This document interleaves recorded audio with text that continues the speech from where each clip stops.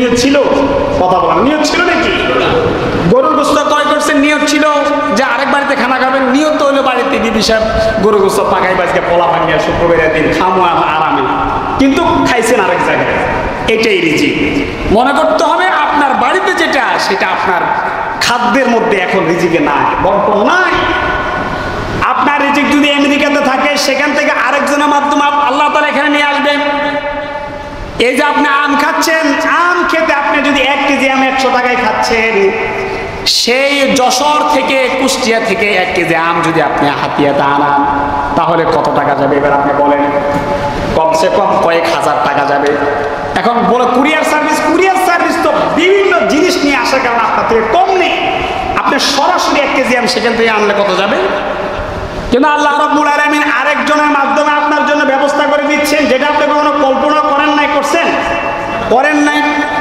এজন্য রিজিকের মালিক কে? কে?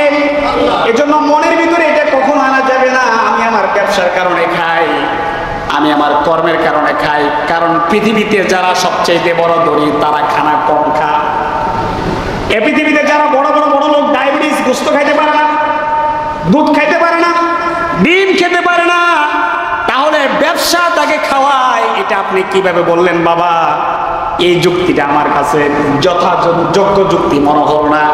কারণ ব্যবসা যদি আপনাকে খাওয়াতো, তাহলে এই দেশে সবচাইতে বড় গরুর রানটা আপনার প্লেটে আসতো না?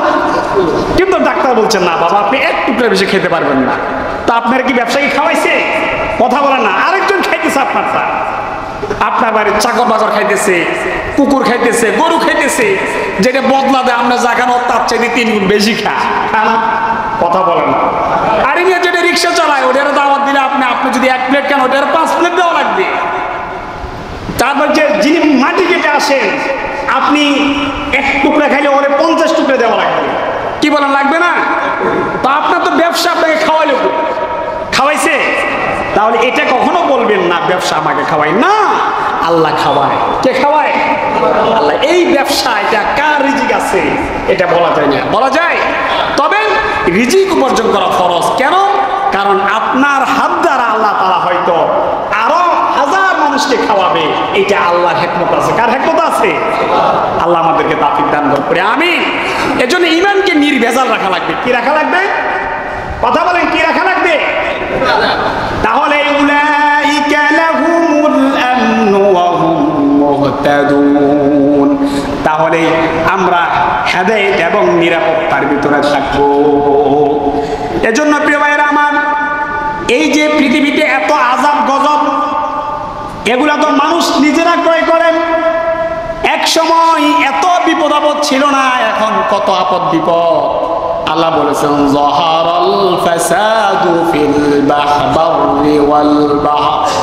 এই যে জলস্থলে যত বিপদ তোমরা দেখো, এগুলার কিছুই না, এগুলা তোমাদের নিজেদের হাতেরই কামাই, নিজেদের হাতেরই বিমা কাসাবাত আইদিন নাস। মানুষ এগুলা নিজেদের হাতে উপার্জন করে।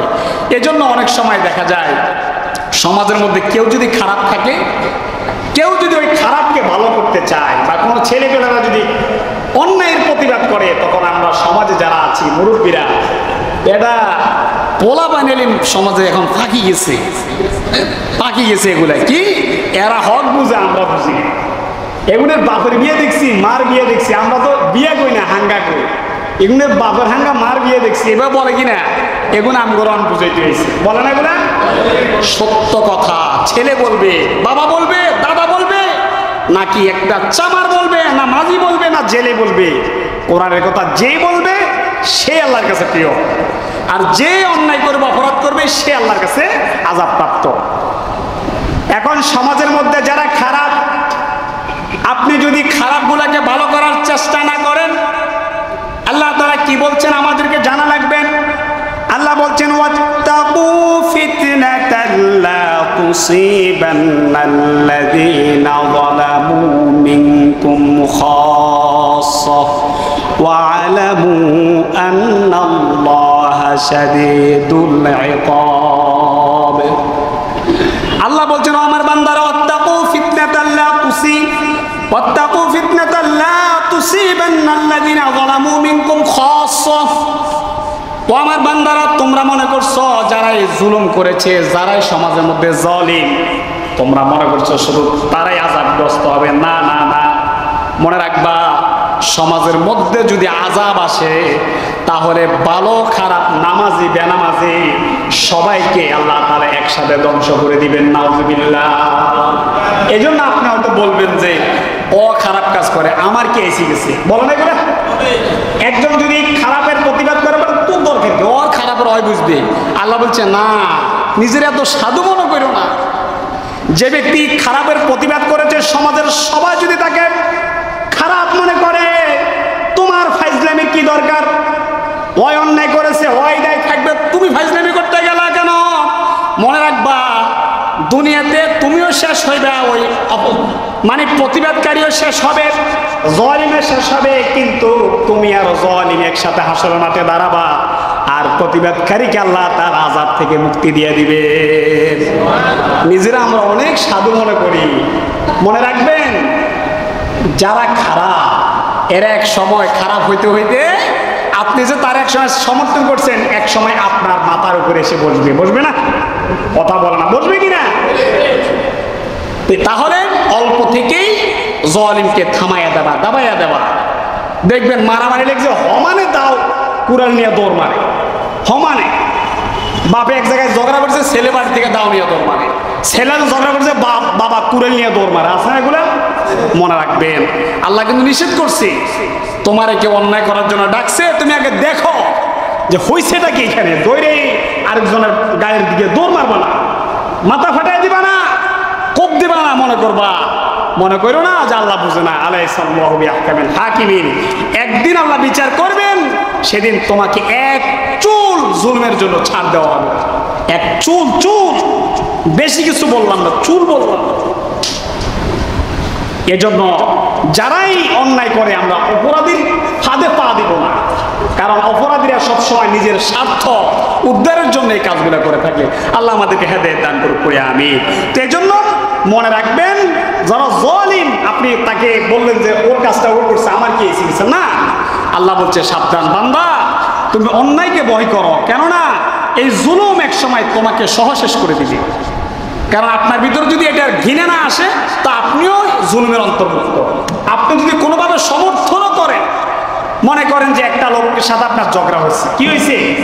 ঝগড়া হয়েছে, এবং ওই যার সাথে আপনার ঝগড়া হয়েছে তার সাথে একজনের মারামারি হলো। মারামারি হওয়ার পরে আপনি বললেন ভালো হয়েছে, ওরে মারছে, ভালোই হয়েছে, কিন্তু ওরে বিনা কারণে মারছে।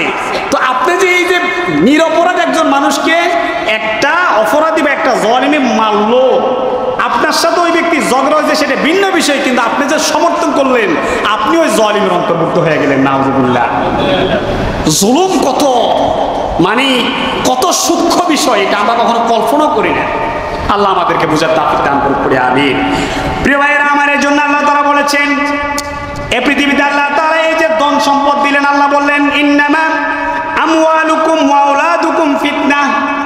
এই যে আমি তোমাদেরকে ধন দিলাম, সম্পদ দিলাম, সন্তান দিলাম, এগুলা তোমাদেরকে আমি পরীক্ষামূলক দিলাম, ফিতনার জন্য দিলাম। আল্লাহু ইনদাহু আজরুন আযীম। এগুলার পিছনে লেগে যায় না বান্দা, এগুলাকে পরিত্যাগ করে লাগবা। কতটুকু লাগবা? যতটুকু তোমার প্রয়োজন, যতটুকু করলে তুমি দুনিয়াতে সুন্দরভাবে চলতে পারবা, গ্যাদারিং না, সুন্দরভাবে চলতে পারবা, অতটুকু তুমি খাও। তোমার সন্তানকে খাওয়াও। মনে রাখবা, তুমি যদি ধৈর্য ধরে চলতে পারো, আল্লাহু ইনদাহু আজরুন আযীম, আল্লাহর কাছে যেটা আছে সেটা মহা পুরস্কার। বান্দা, তুমি আল্লাহর কাছে মহা পুরস্কারের জন্য দুনিয়ার এই তুচ্ছ জিনিসকে পরিহার করা লাগবে। কারণ দুনিয়াতে যেটা আছে সেটা কি? সেটা হলো আল্লাহ বলছেন যুইয়িনা লিন-নাসি হুব্বুশ শাহাওয়াতি মিনান নিসাই ওয়াল বানিনা ওয়াল কানাতিরিল মুকানতারাতি মিনাল যাহাবি ওয়াল ফিদ্দাতি ওয়াল খাইলিল মুসাওওয়ামাতি ওয়াল আনআমি ওয়াল হারস যালিকা মাতাউল হায়াতিদ দুনিয়া ওয়াল্লাহু ইনদাহু হুসনুল মাআব। আল্লাহ আল্লাহ বলছেন এই যে প্রথমে কিন্তু নারী সংক্রান্ত কথা বলছি, কারণ মানুষ দুনিয়াতে যা আছে সবচেয়ে বেশি লোভ করে মহিলাকে দিকে। কি কার দিকে? কথা বলে না, কার দিকে বলেন না? বাড়িতে বহুত সুন্দর স্ত্রী পড়ে রয়েছে, কিন্তু দেখবে রাস্তার মধ্যে দেখলে বুমিয়ে এদের পিছনে পিছনে দৌড়ায়। আমার এক কবির মার্কেট থাকলে এক লোকে বলতেছে, হুজুর আমার বোনের বিয়ে দিছি, ওই বেড়া সিটেন যাই এমন এক মহিলার লোক থাকে যেটা দেখলে বুমিয়ে, কিন্তু ওর ঘরের ভিতরে এক মানে সান্দের টুকরা বউ পড়ে রয়েছে। তো এই যে মানুষের একটা স্বভাব, প্রত্যেক মানুষ বলুন হুজুর আমার ভিতরে নেই, আমার ভিতরে আছে। মহিলাকে লোভ নাই, যার যৌবন আছে নাই, এটা কেউ বলতে পারবে না, তবে এটাকে ধরে রাখতে বলবে। বেড়া মন চাইবো কিন্তু ধরে রাখতে না, সাবধান, তুই হেদিকে সাইডে 3 অঙ্কা তোর মনের ভিতরে আসছে নাই, কিরে মন তুই এটা কি করতেছস? তোর বাড়িতে বউ আছে, তুই আরেকজনের মেয়ের দিকে বেড়ির দিকে তাকাস কেন? এগুলো বলা যাবে না, এগুলো মনকে নিয়ন্ত্রণ করা লাগবে, আছে না? এখনকার যুগের মহিলারা তো মাশাআল্লাহ দিলে পুরুষরা যেগুলোতে আকৃষ্ট হয় সেগুলা করে। যত অসুন্দরী হোক, এমন এমন বোরকা বাইরে হয়েছে, বাইরে মনে হয় বিশ্ব সুন্দরী আসেনি। মানে বিষয়টা জুলুমের জুলুম, এটাও জুলুম। তো এই মহিলারা জাহান্নামে যাবে। কোথায় যাবে? কারণ এই মহিলারা রাস্তায় বাইরে পুরুষের পাগল করে ফেলায় বলি, তো পুরুষ বেচারা তো দোষ নাই, দোষ আছে নাকি? কারণ ওরা আল্লাহ বানাইছে বেড়ি করে পাগল করিয়া, তার ভিতরে মহিলাদের জন্য আকৃষ্ট হওয়ার একটা মানে পাওয়ার আল্লাহ তাআলা তার অন্তরে দিয়ে দিছে।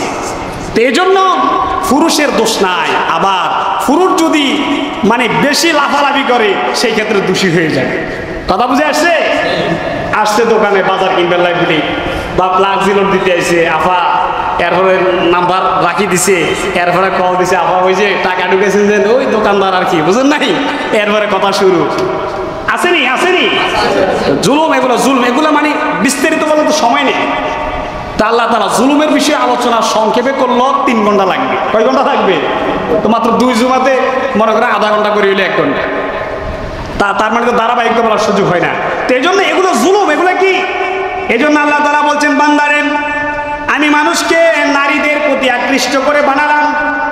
শুধু তাই নয়, নারীদের প্রতি নয়, শুধু ওয়ালবানিনা সন্তানের প্রতি আকৃষ্ট করলাম, ওয়াল কানাতিল মুকান্তারাতি মিনাল যাহাব স্বর্ণের স্তূপের প্রতি আকৃষ্ট করে বানালাম, রূপার স্তূপের প্রতি আকৃষ্ট করে বানালাম, সুন্দর ঘোড়ার প্রতি আকৃষ্ট করে বানালাম।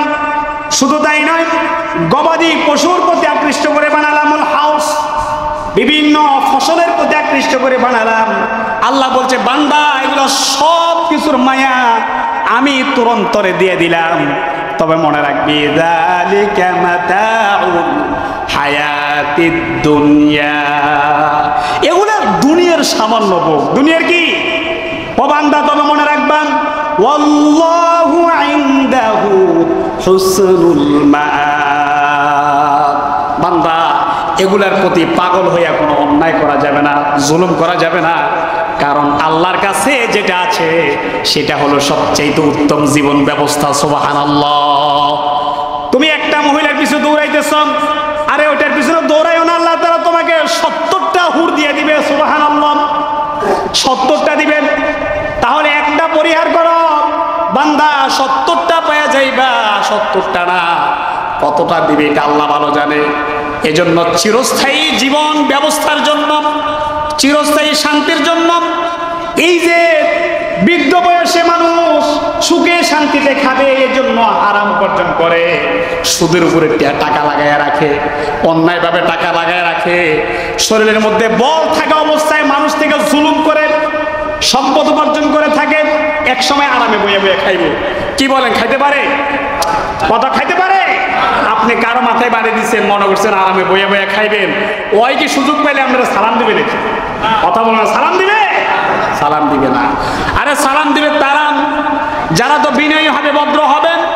ওয়াইবাদুর রহমানিল্লাযীনা ইয়ামশুনা আলাল আরদি হাওনা ওয়া ইযা খাতাবাহুমুল জাহিলুনা ক্বালু সালামা। একমাত্র দয়াময় রহমানের বান্দা যারা, বান্দা কারা? যারা দুনিয়াতে নম্রভাবে চলাফেরা করে, ভদ্রভাবে চলাফেরা করে, তাদের সাথে কেউ বেজাল করতে চাইলেও তারা নম্র আচরণ করে বিদায় দেয়, সালাম করে বিদায় দেয়, আছে না? এজন্য তারাই তো আল্লাহর বান্দা। এখন আপনার একটা ছেলে খারাপ, আরেকটা ছেলে ভালো।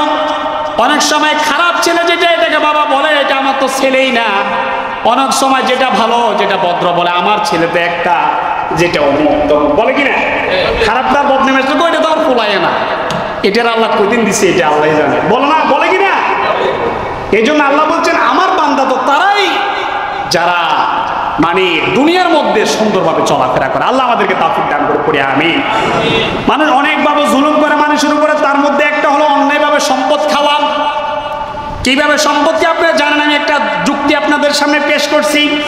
আল্লাহ বলছেন ওয়ালা তাকুলু আমওয়ালাকুম বাইনাকুম বিল বাতিলি ওয়া তুদিলু বিহা ইলাল হুকাম লিতাকুলু ফারিকাম মিন আমওয়ালিন নাসি বিল ইসমি ওয়া আনতুম তা'লামুন। আল্লাহ বলছেন ওয়ালা তাকুলু আমওয়ালাকুম বাইনাকুম বিল বাতিল, তোমরা একে অপরের সম্পদ অন্যায়ভাবে ভক্ষণ করো না। অতুদিলু বিহা ইলাল হুকাম, কোন বিচারকের মাধ্যমে বিচারকের কাছে ভুল যুক্তি উপস্থাপন করে অন্যায়কে ন্যায় প্রমাণিত করে কারো কোনো অংশ খাওয়ার চেষ্টা করবে না। কেন করবে না? ওয়া আনতুম তা'লামুন, তুমি জানো এটা অন্যায়। আমি একটা উদাহরণ দিই। এক সময় আমাদের দেশে রেহান ছিল, সাপকো বলা কি ছিল? মুরব্বীরা বলেন ছিল কিনা? রেহান ছিল, সাপকো বলা। তো এই টাকা অনেকে কি করছে, টাকা দিলে ফেরত দিত, আবার অনেকে টাকা দেওয়ার পরও অস্বীকার করতো কিনা? কথা বলা করতো না। কেন অস্বীকার করতো? কারণ সাপকো বলা আছে, আদালত দিলে তো পাইয়া যাবে। কথা বলা না, বুঝেন নাই? তো এই যে আপনি রেহান, এই যে রেহান দিলেন, রেহান দেওয়ার পরে সাপকো বলা দিলেন, সাপকোলা ধরে এটা আপনি প্রাপ্য, এটা রেহান, এটা মূলত বুঝে একটা দলিল আর কি।